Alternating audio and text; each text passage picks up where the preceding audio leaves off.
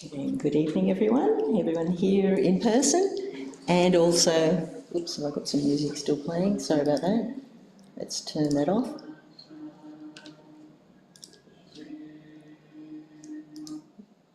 Okay, it's gone now. So come closer, Paul. This is Paul. I'm Lynn.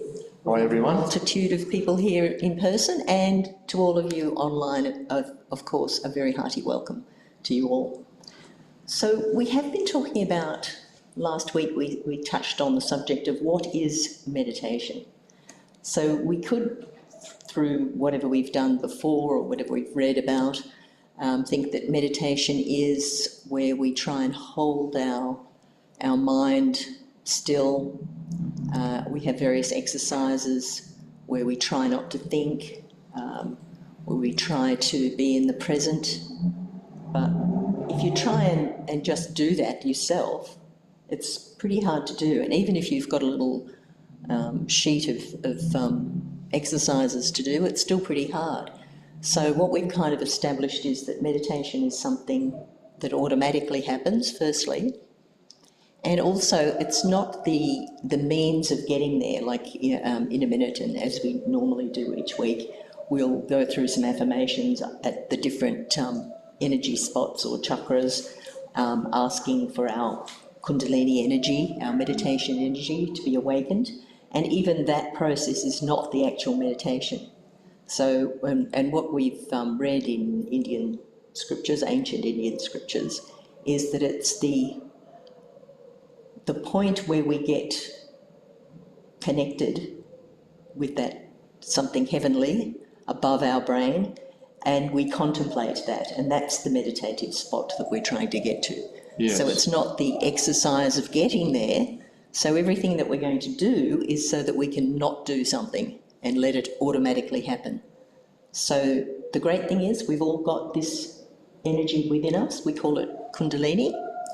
Shri Mataji has shown us these techniques to get there, but it's each of us actually getting there and just sort of contemplating or feeling the joy of reaching that spot. Yes, and another way you could put it is meditation is simply surrender, where you're surrendering everything, especially your thoughts, just letting them go. And so it requires a certain amount of confidence. And a little bit of discipline. And a little bit of discipline, keeping yourself, like having the bag of birdseed. If you don't have it in a proper bag, it's going to be spread everywhere. Yeah, whereas if you have it in a bag. And of course you have to do it. And you have to actually gather it and put it in the bag and light the wick and get there. And then another thing which you'll take us further, we'll also listen to a little excerpt, a 10-minute excerpt. Shri Mataji will talk to us about this other point, is your attention. Yes. And being able to contemplate those heavenly feelings, the ability to do it repeatedly or to do it for a longer time each day is dependent on you being able to have attention. Yes, and that attention is heavily connected to the chakra that we're going to talk to about today. Yes, Paul, that's correct. So, shall we just try and get there first of all? So it's simply a matter of, you can see this chart behind us here, Holly, where we've got various energy centres or chakras, which are different stages of our evolution, where some, can you see that? How some heavenly people have, or incarnations have come and tried to awaken a particular quality in us. So you can see written beside some of those, we've got creativity, which will relate to the today's focus. Peace, we talked about last week in this chakra here. Then the heart, love and compassion and fearlessness, collectivity, forgiveness. So this is a mighty one here, because the forgiveness is what allows you to get past all those thoughts. So you forgive anything that's, I'll come back. You forgive anything that's happened or been done to you, and that holds you back.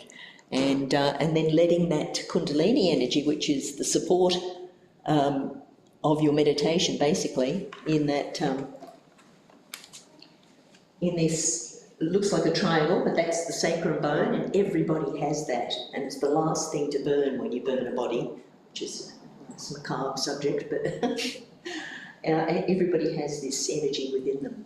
So we physically have it, and you physically feel it when you ask that Kundalini energy. It's your own motherly energy, just waiting for you to desire for her to be awakened. So we're not thinking about it, but we're feeling, I want to be connected to my Kundalini energy. She'll then take us into the present moment that we weren't able to get into, pass all of these chakras into the chakra of the day, which is this seventh one at the top, where we get our connection. So we don't have to think about it, we need to feel it and trust that it will happen, because we've all got that energy within us. So we'll go through that, ask certain questions at the different stages of our different chakras, and then ask for that meditation to happen. Yeah. Do you want to take us through that, Paul? Yes, I can do We that. call it self-realisation the first time you do it, but then we'll show you the short way to do it. So you can do it at home each day as well.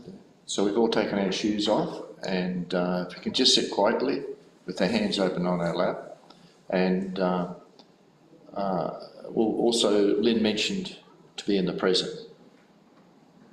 There's only two types of thought we can have. One coming from the past, and one where we're projecting into the future. Only those two types you can have. If you're in the present, then you are thoughtless. And that's where we're trying to get. And as you learn more, you'll realise that the thoughts from the past is our conditioning. From the left side, crosses over to the right side and forms an institution called conditioning.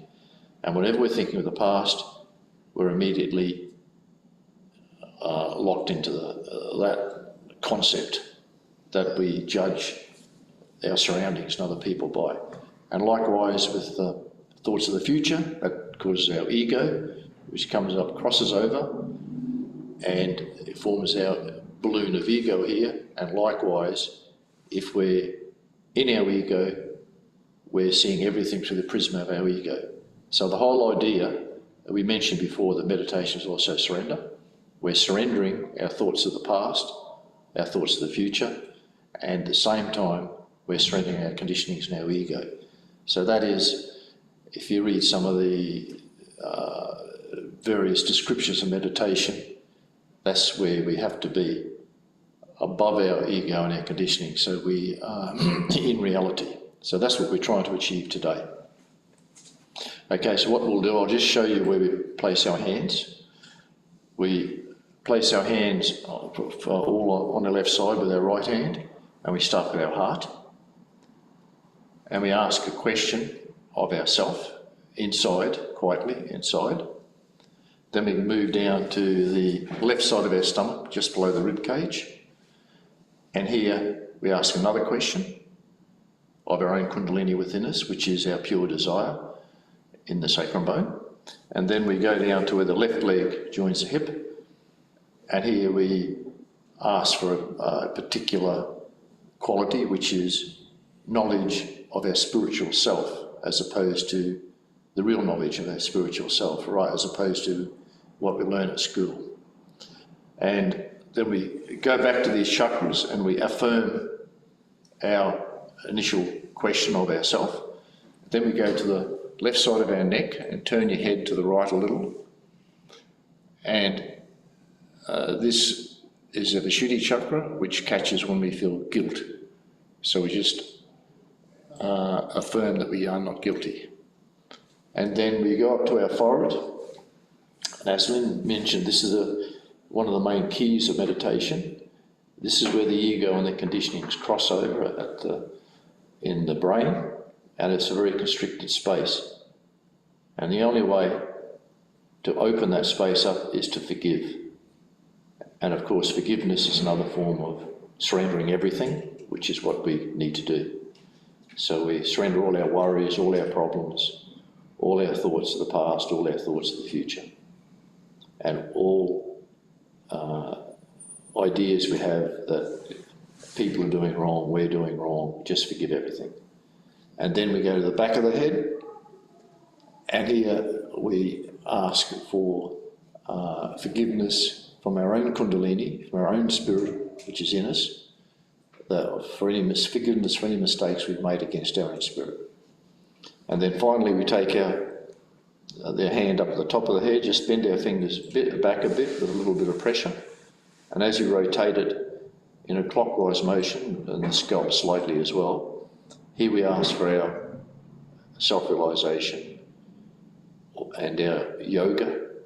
And the dictionary definition of yoga is connection with the divine or connection with our higher self. So that's what we're trying to connect to, our higher self. So if you'd just like to close your eyes, just take your attention inside. If you wish, you can take a deep breath.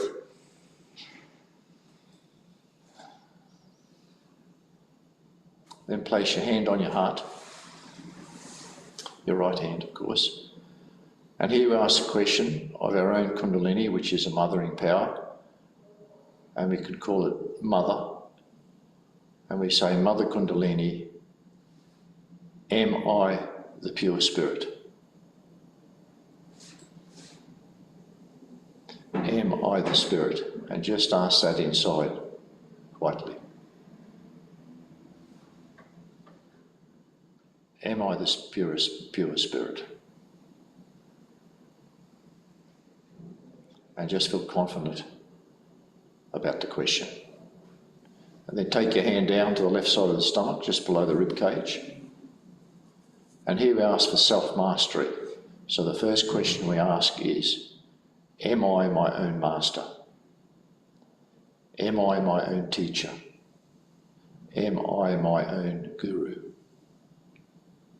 So just ask those questions quietly to yourself. Am I my own master? Mother Kundalini, am I in control of myself?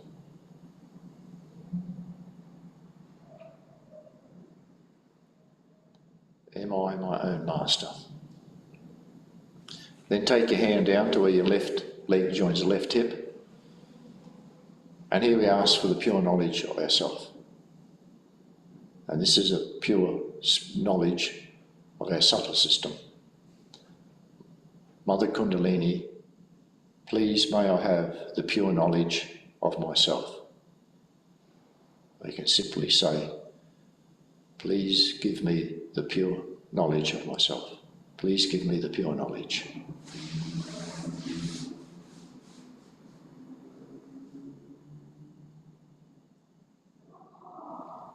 Please may I have the pure knowledge. Then take our hand back up to the left side of the stomach, just below the rib cage. And here we affirm our previous question. Mother, I am my own master. I am my own teacher. And I am my own guru.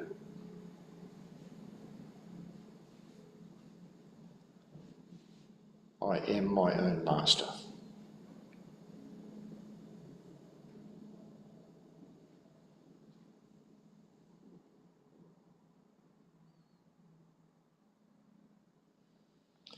Now take your hand up to your heart. And here we say, Mother, I am the pure spirit. I am much more than this body, these emotions, these thoughts, this ego. I am the pure spirit.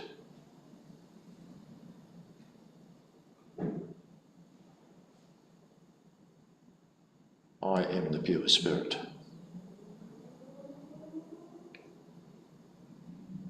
Now take your hand up to the left side of the neck and turn your head to the right to open up that left fasciitis. Now because we're the pure spirit, we're not guilty. So here we say, Mother, we affirm, Mother, I am not guilty. I am not guilty of anything at all.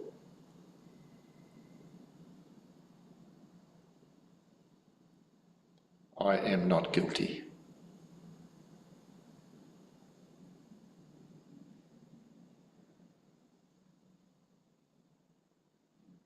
I am not guilty.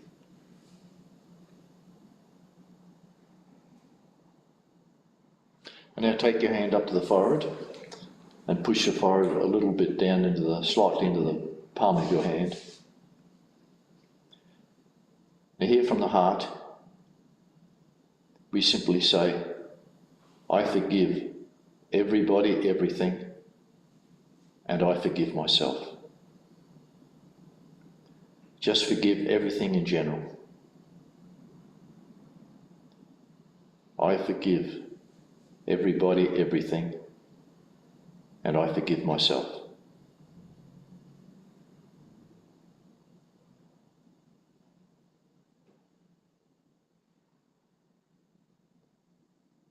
Mother Kundalini, I forgive everything.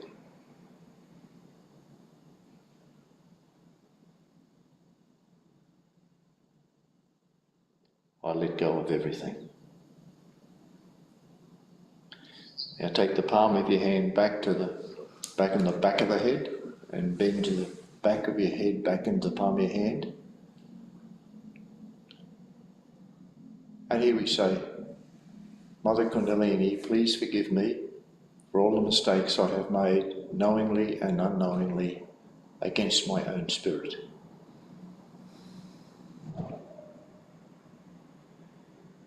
Please forgive me all the mistakes I have made.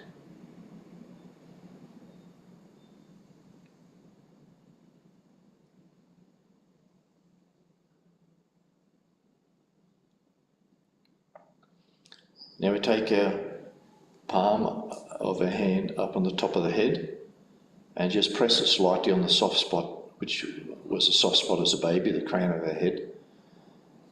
Just bend our fingers back so there's slight pressure, and as we rotate our hand in a clockwise motion, it just slightly rotates the scalp as well. And here we ask for our self-realisation. Mother Kundalini, please give me my self-realisation.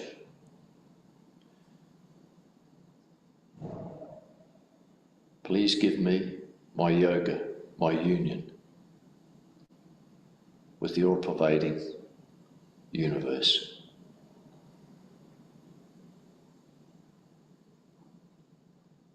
Please give me my self-realisation.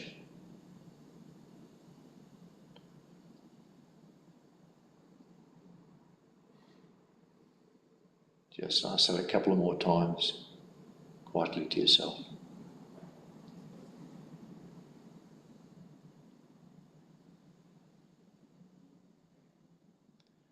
Now just put your right hand down on your lap with your left hand and keep your attention on the top of the head where your hand just was. And just watch, just observe.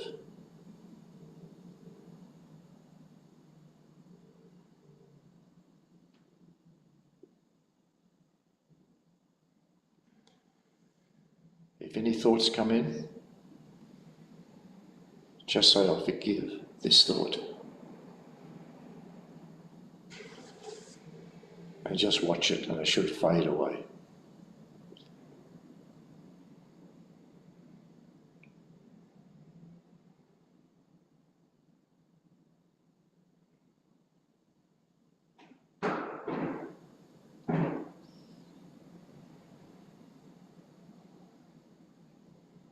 I forgive this thought.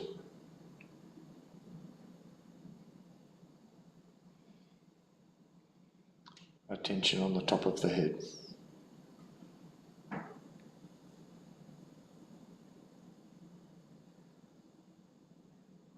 Now you can slowly open your eyes and just look at the candle, and without thinking, just take your right hand above your head and just lift it up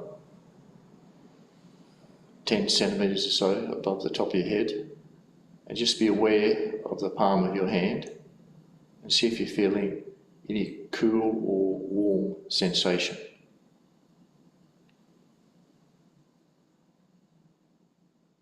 And then try with your left hand as well.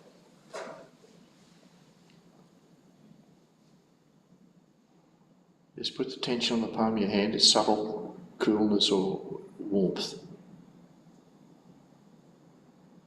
And then put your hand down. And then just look inside and just see if you're feeling more peaceful, more relaxed.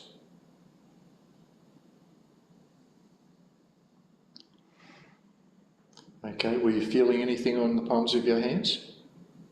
No? You feeling relaxed inside? It's okay. It's good, yeah. We can develop that feeling a little more. We can use our hands to do the balancing of our subtle system. Shall we do the left and right side? So we mentioned briefly about having our futuristic side on the right side and our past and our emotions on the left side. So we'll just try and bring our attention more into the present, and simply using our hands and the elements of the earth and the air, we'll first of all clear the left side. We'll just drop the hand towards the earth. So we're just right here, the right hand down towards Mother Earth. We can close our eyes again. And we're just asking our Kundalini, Mother Kundalini, please clear or balance my left side, past, my conditioning.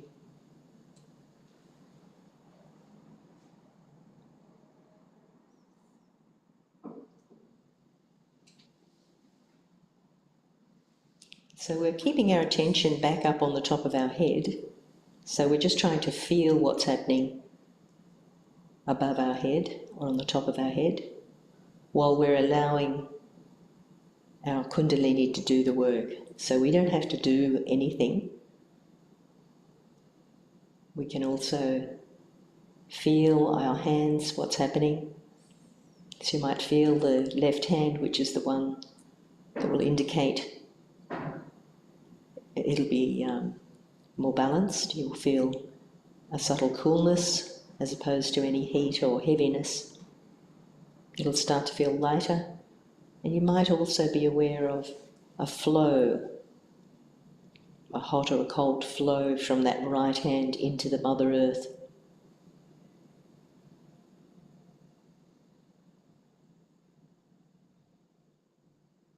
We can go via our breath through our heart back up to the top of our head. See what's happening on top of our head.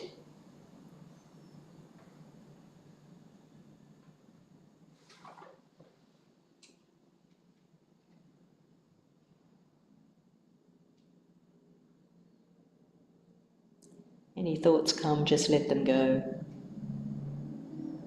Forgive them and let them go.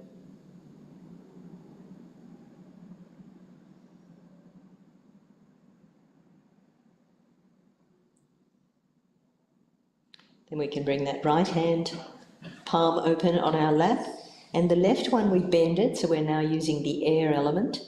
So the left hand bends, the palms facing behind you.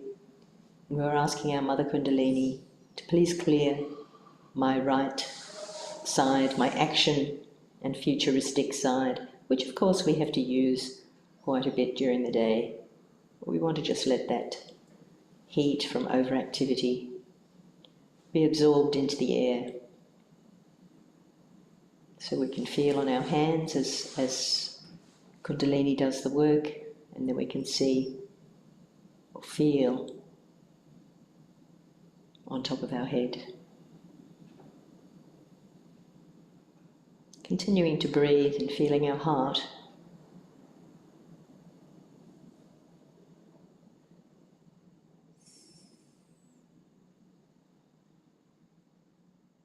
So we're trying to find that lovely still spot in the present, between the thoughts of the past and the future. So we go to our heart, then we go back up to the top of our head. It's all that heat just automatically flows out into the air.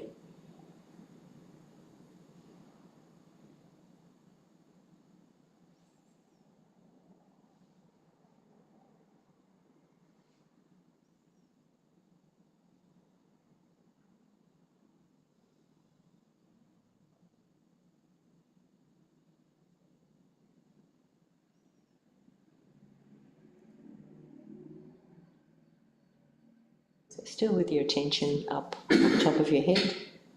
Just bring that left hand down now. Both hands are open on your lap.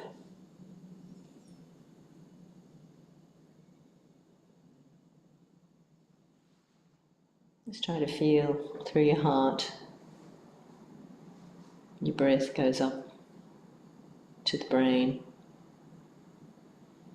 Feel that space between the thoughts.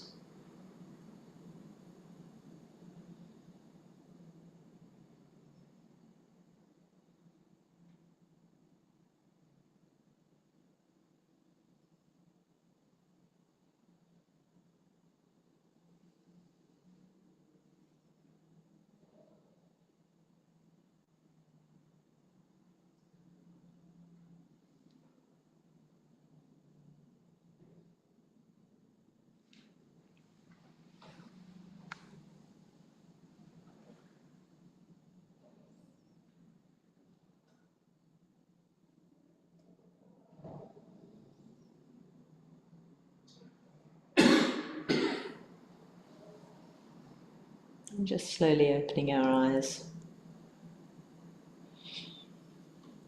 So one final thing before we go on to our subject of the day is we'll use our hands to do that whole process we've just done.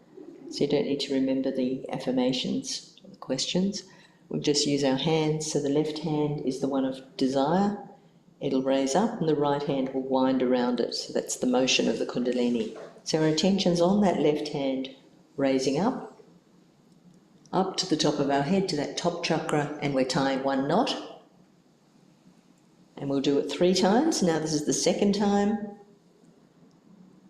Just watching that hand, look back, tie 2 knots.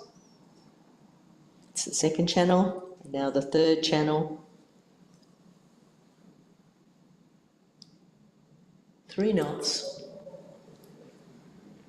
So that's where we really want to keep our attention.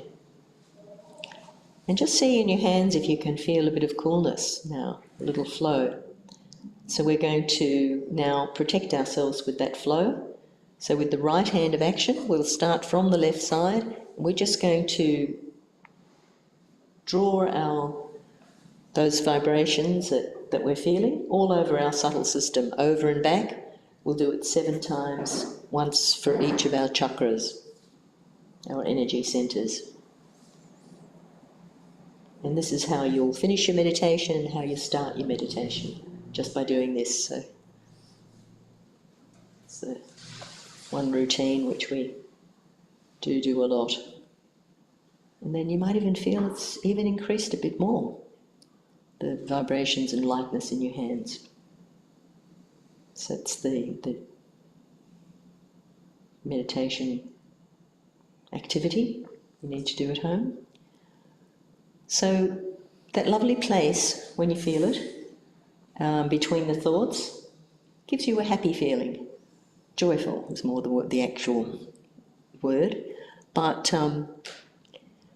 difficult to stay there if we don't have good attention, Paul. It is.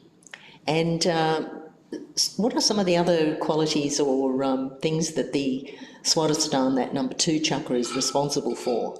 Obviously we had the pure desire for our Kundalini to awaken. Then in the centre and on the right side, there's more. Yes, the centre, as it says here, is creativity. So this is a centre that artists and people who are inventing things, who are designing things, that centre is particularly important to them. And you'll typically find that somebody who is a very good artist, for example, a poet or musician, has a good, has a Swadhisthana chakra that's in a good state, a healthy state.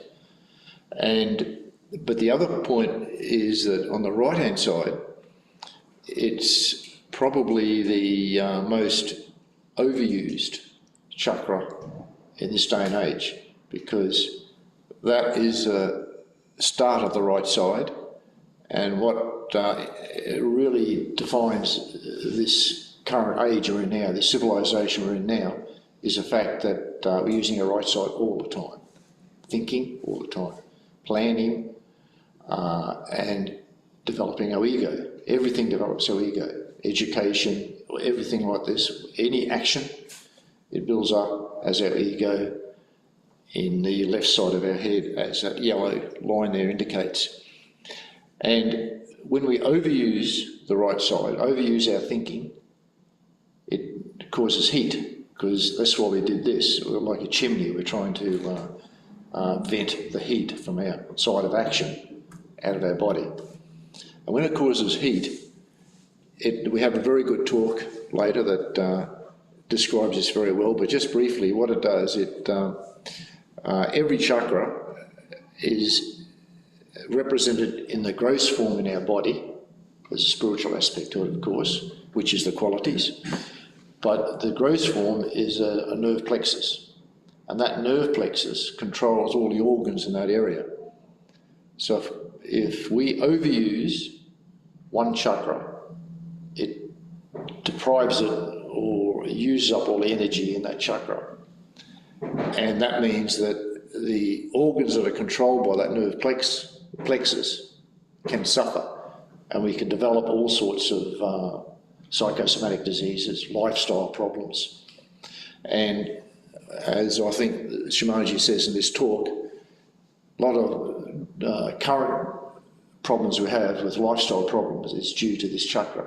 Things like diabetes, insomnia, leukemia even. When we think too much, it speeds up our spleen, which is like a speedometer, and heart attacks, asthma.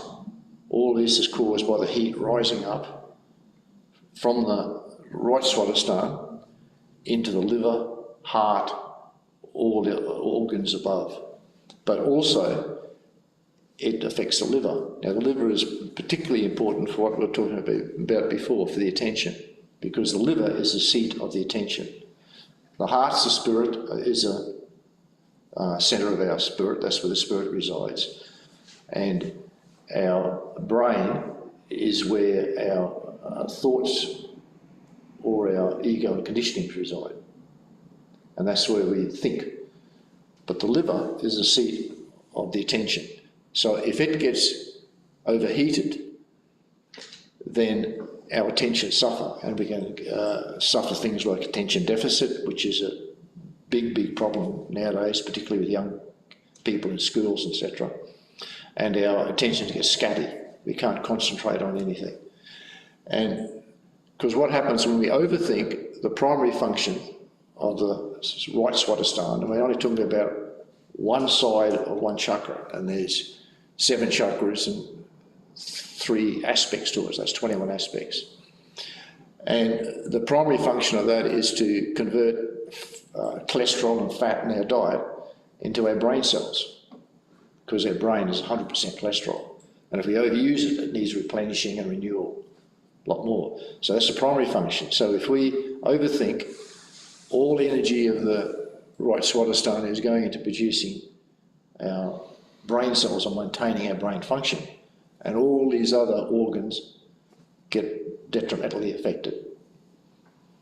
So, but the particular concern on today's talk is it affects our attention. Now, if you don't have a good attention, it's very hard to meditate. It's very hard to get into that thoughtless awareness state. Now, you will learn various techniques on how you can improve that, and some of them are very, very effective. And I don't know if you've been on any online programs before. Is this your first program? Yeah. Yeah. So in the online programs, we talk about various ways of yeah, so you can be aware of your attention not being very good, in that you can't stop thinking about things and don't get much of a break between the thoughts. Or you can, when you meditate and continue with your meditation, you start to feel the state of the chakras. So I don't know if you noticed, each of those fingers that have got a colour, it relates to the chakra. So you literally, your kundalini communicates to you, whoa, this is hot. If it's hot, you cool it down. So it's very simple techniques for that. But it's unique to you, whatever you're feeling, then you can diagnose and do it. So it's when you diagnose yourself, you don't have to go, oh, I'm that kind of person. It's a temporary thing. So, you know, we all are living and working and having events happen to us, and we react to those, but we can mitigate that reaction and cool ourselves down, or if we've gotten too cold, we can heat ourselves up. Yeah. So that's the good thing about it. But we're only that type of person because we're thinking in either our ego or our conditioning. Exactly, and exactly. You may actually be... If we let go of that and get up here, we're a universal person. And it can happen immediately as well, if we can harness our attention and yes. let it happen. So it's very, very simple. You just got to stop thinking. Yeah. Easy job, right? Let's all just stop it right now. but you can't fight your attention or your thoughts with your brain, because that just makes it worse. You just got to surrender it, let it go, forgive everything. And I also find it's a good thing if you keep reminding yourself, you're the spirit, I'm the spirit, and you're that person who's in the space between the thoughts. And then, you know, the things that are wrong or that happen or get reacted to, that's your naughty self that you've got to, you know, get into shape. So, you know, you don't have to identify with all the mistakes or errors or things you find, but we're actually that spirit, so we want to get more of that spirit. Yeah. And keep our naughty human self in shape. Yeah. Well, the spirit is beyond your emotions, your ego, your conditionings, is all beyond it. And when we're not thinking, then we're beyond it as well. Yeah, true. Shall we listen to the excerpt? So we've got Shri Mataji, who you will see, she's the founder of Sahaja Yoga and taught us everything. And we've luckily got lots of talks where she gives some really good information. So we've got 10 minutes. It'll be on this screen here. And I'll just take us offline people. We're going to disappear and we'll give you the...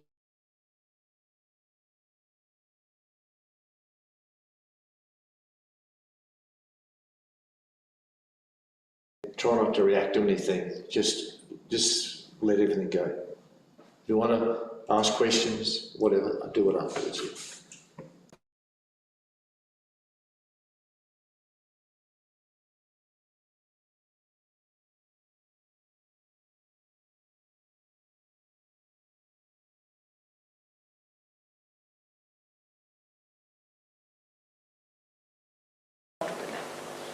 Now let's see what happens physically. As I told about the cancer on the left hand side that we do, physically what happens to people who are futuristic? We have a center, especially for futuristic behavior, called as Swadhisthana Chakra, which is in the gross manifesting the plexus called the aortic plexus within us. Now this Swadhisthana Chakra is very important for human beings, especially for people who are developed people. With this chakra, actually, we convert the fat of the stomach for the use of the brain. Now, this is the center of the Surya, of the sun. Now, when we start thinking, these cells are converted in such a way that they become useful to the brain. Now, if you are thinking all the time you are thinking, then what will happen? I mean, the horns are not going to grow out of that. You are consuming all that, and when you are consuming all those cells, you have to have replacement, and for that replacement, this Swadhisthana Chakra has to work very hard to convert the cells for the use of your brain. Now, when it is doing that, there are other things which this Swadhisthana Chakra has to look after. For example, your liver, your pancreas, your spleen, your kidneys, all are to be looked after by this center, and also uterus for the ladies. Now when there's only one work is given to this Swadhisthana Chakra, and it cannot do any other work, then other things are neglected, so you develop a terrible disease called liver trouble. Now liver trouble is another thing that you do not feel yourself. Others know that you are liverish, the way you are hot-tempered, the way you are fussy, the way you always snarl at people, and the way you are never satisfied with anything. the way you criticize others, all this is liverish. And such liverish people are never happy with themselves because liver looks after their attention. And those who have liver problems, their attention is horrid. That goes like this. See, you cannot keep your attention straight. On the street you will walk straight into a car because you are looking at something which you are not supposed to look. But all the time you are looking at like this, you cannot walk. I mean, you won't find any animal like that who walks like this, but only human beings do it. If you see them on the street, you'll be amazed, where are they walking? They don't walk straight, they don't walk straight, but their eyes are going this way, that way, because the attention is wobbly. The attention is wobbly because of a bad liver. So this liver is a very, very important thing.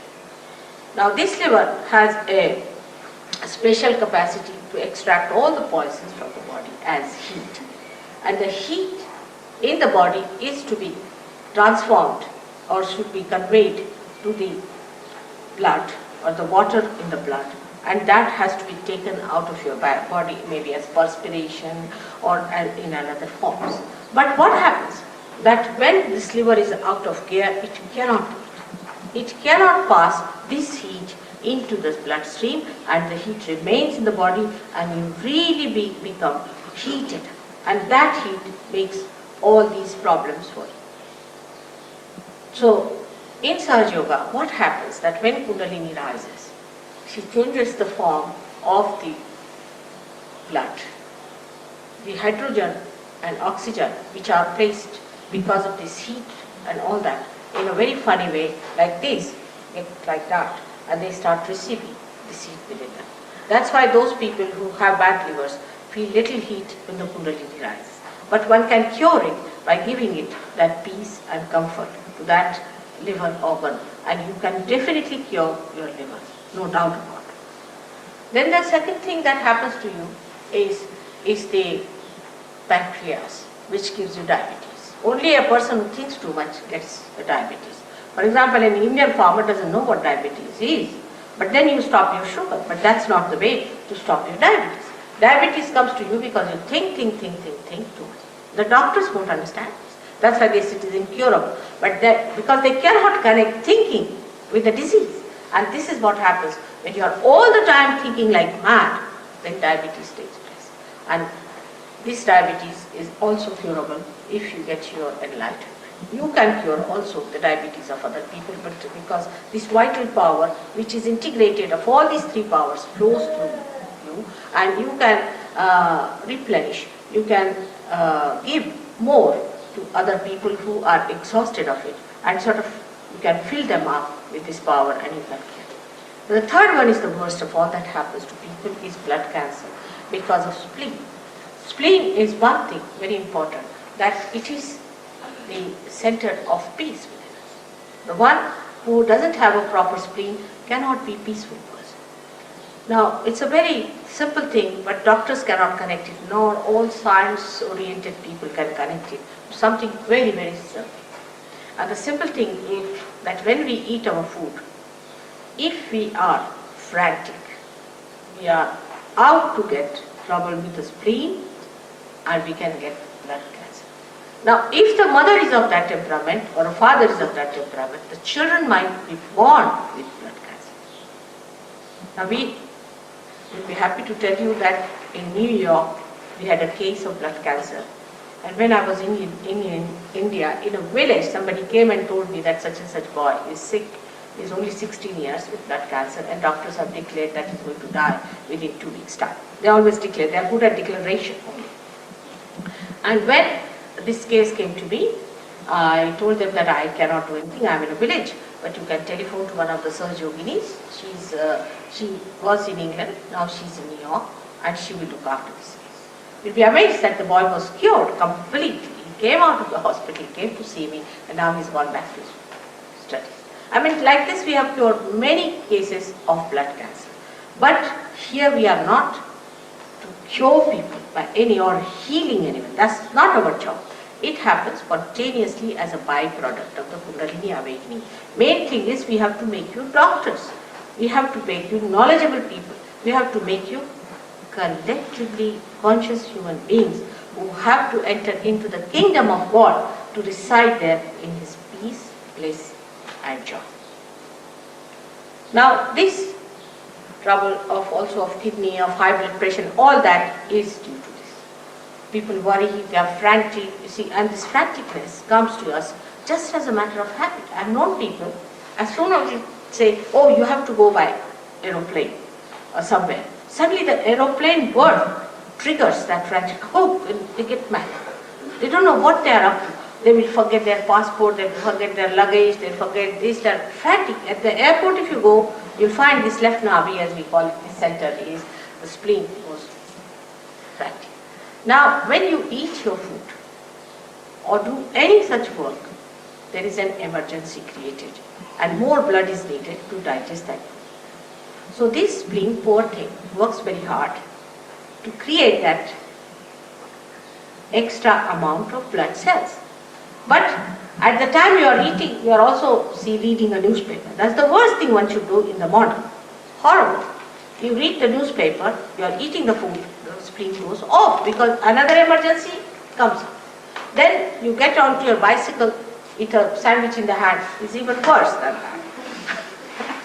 And you are rushing to your work, suddenly you find a big jam on the way, then you are even very badly placed with the situation and you get so frantic and you don't understand. And the person who is in front of you goes on saying, oh, what's wrong with this fellow, why can't he drive fast? And the same fellow is saying something exactly the same to the another fellow who is going ahead. So this mad race is on, this rat race is on, and if you are eating your food in such a hurry and in such franticness, you develop this trouble which is very dangerous called as blood cancer, and among young people is very common. Now, the last and not the least is the trouble of the heart.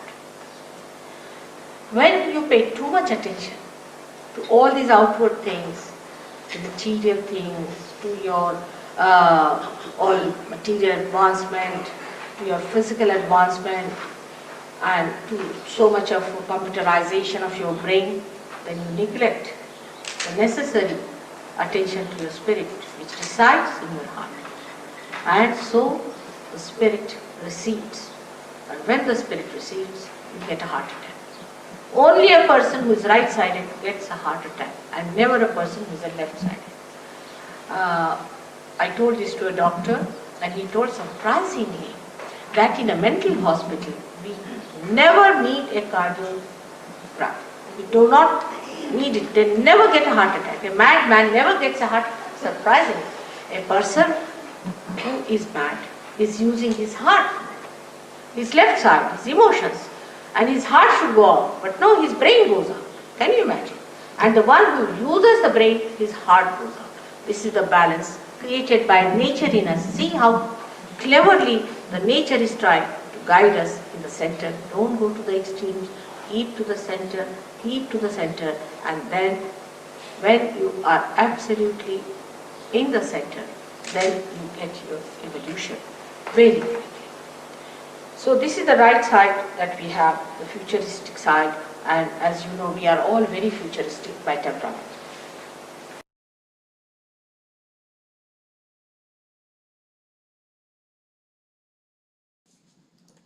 So let's just have a little meditate.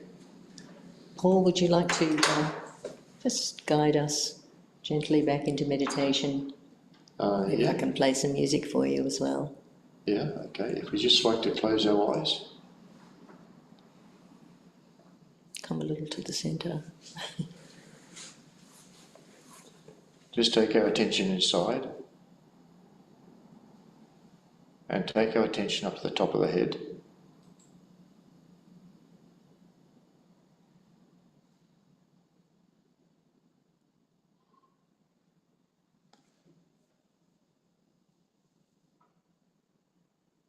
And just watch your thoughts.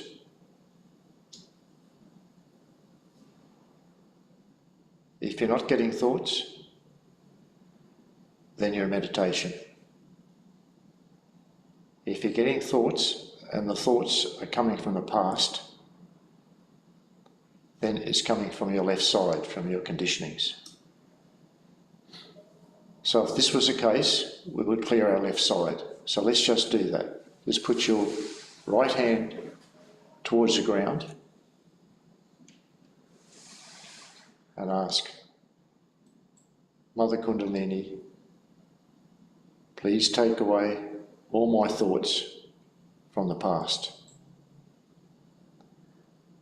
Please take away all my emotional imbalances and all the thoughts and attachments from our emotions.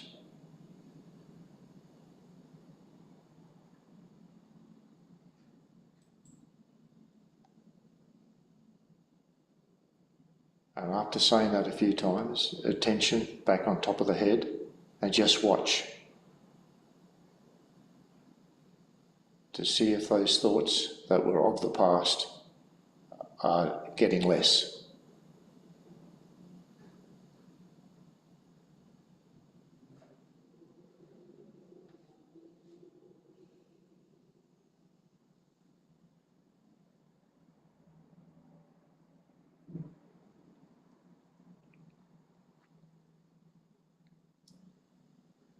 Put your right hand back on your lap. Now, if you are meditating and you're finding that your thoughts are coming from the future or your attention is going to the future, then you are thinking the thoughts are coming from your ego. So we lift our left hand towards the ceiling, palm facing backwards, and attention on the top of the head. And we say, Mother Kundalini, please take away the heat and negativity and ego in my right side.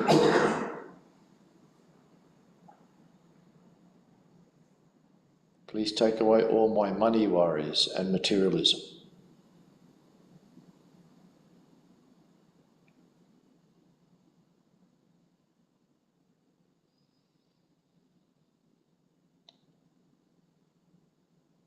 Please take away all my mental activity.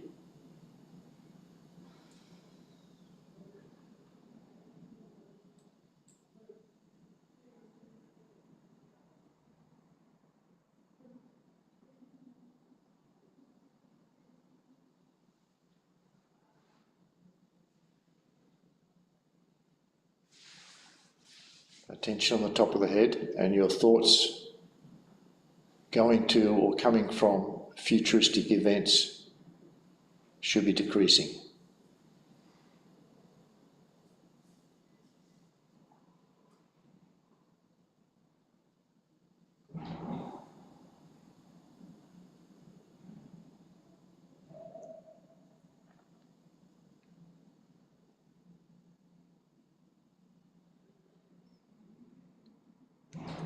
Now put your left hand back down your lap.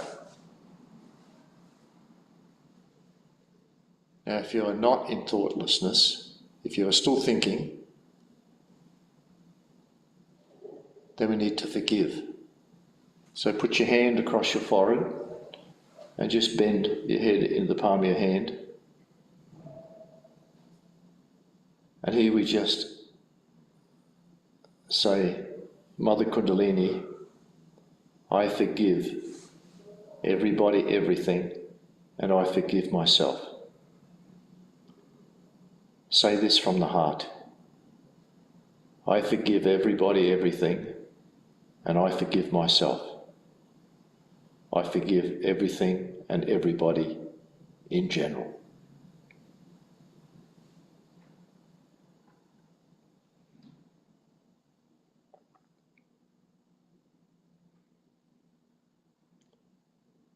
I forgive everything, and I forgive everybody, and I forgive myself.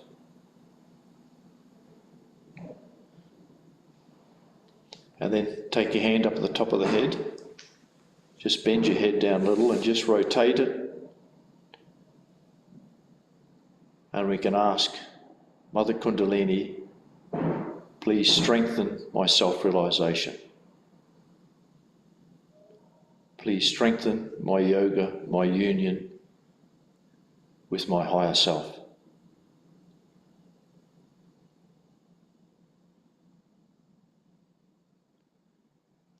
Please keep me in meditation. And then take your hand down. Attention's still on the top of the head.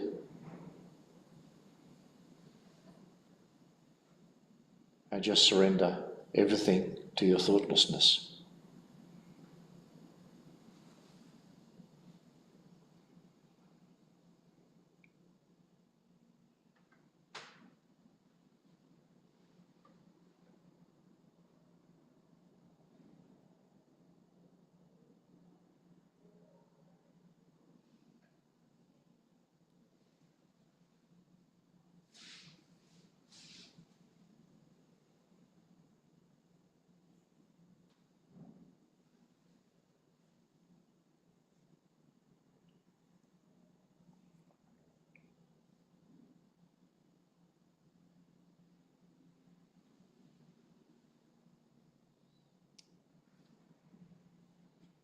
If any thoughts come in, just watch.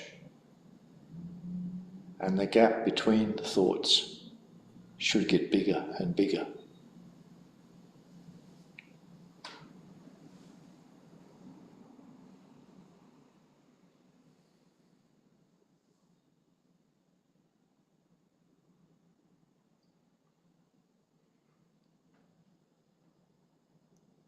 Okay, now we can just open our eyes.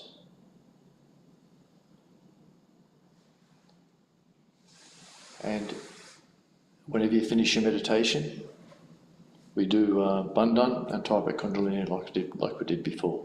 That's your hand in front, the attention on the hand. This is, and rotate the right hand around it. 3 knots, or one knot first. 2 knots the second time.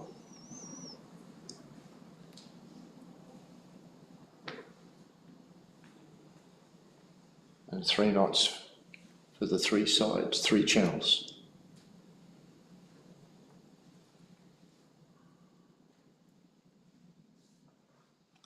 And then for your protection, up over your left and to your right and back again, that's 1, 7 times.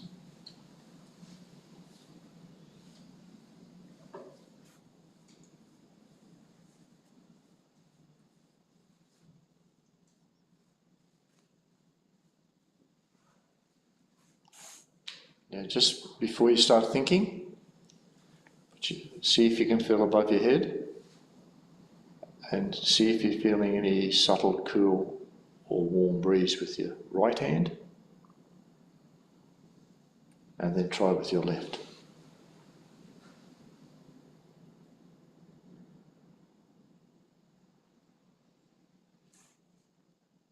If you're not feeling anything, just look inside quietly and see if you're relaxed and peaceful compared to when you first walked in.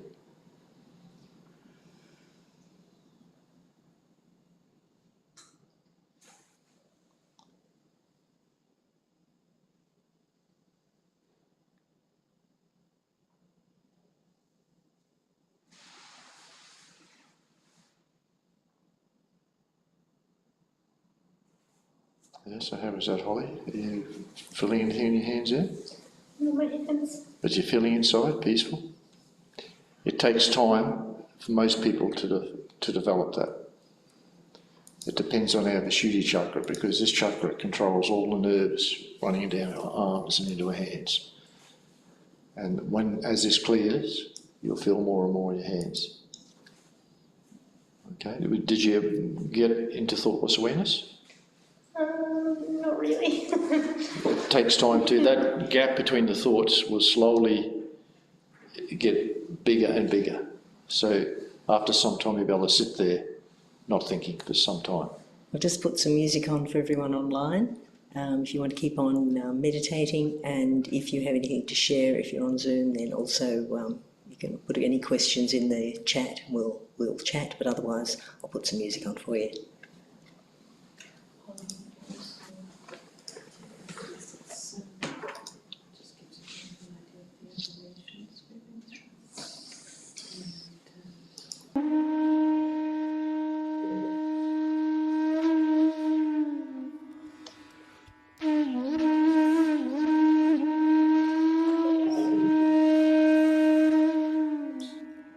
tomorrow morning.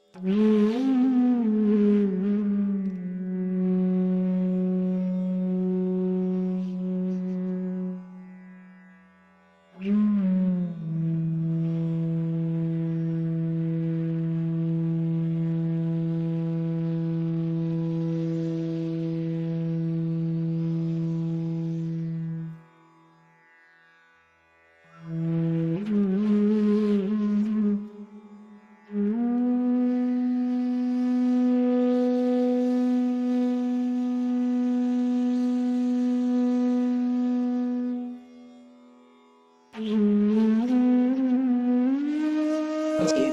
Percy, this is for you. Sorry. Okay. Talking about the left side.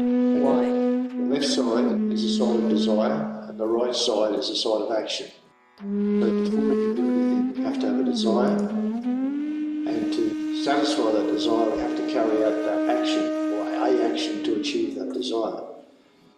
So there's many desires, but there's only one desire that's satiable. All desires are insatiable, and that's how materialism and consumerism works.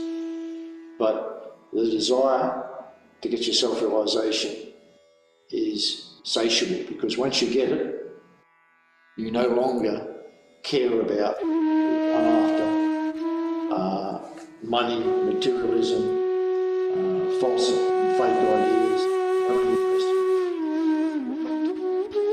That's why the left side, the emotional side, music, because the music is Yeah.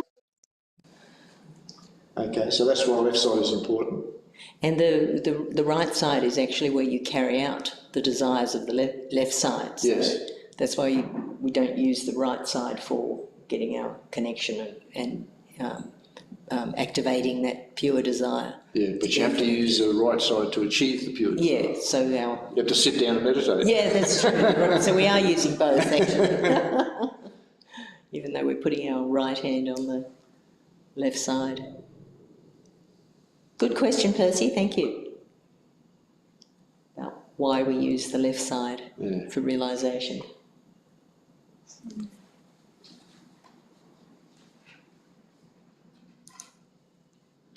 Yep. All right, I'll put the music on again.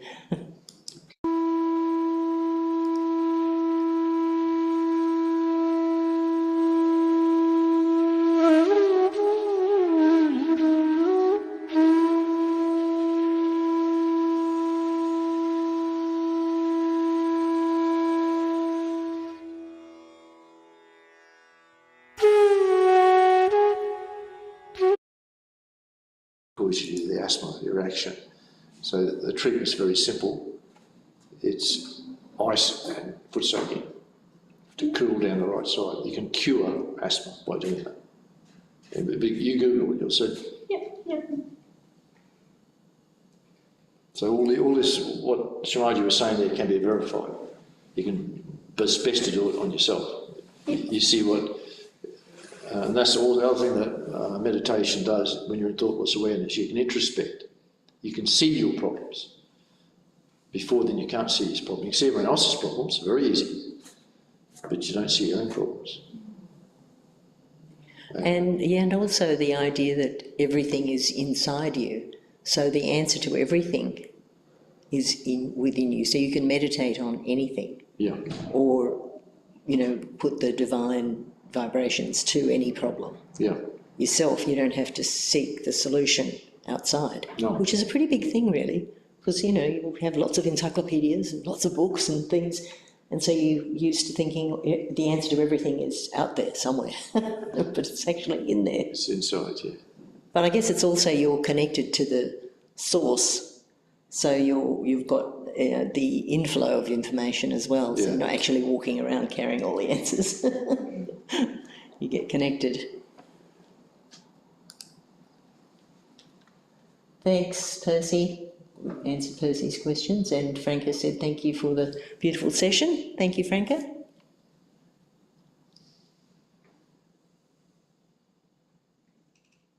Was there something else, Surinder? No, that's it. Oh.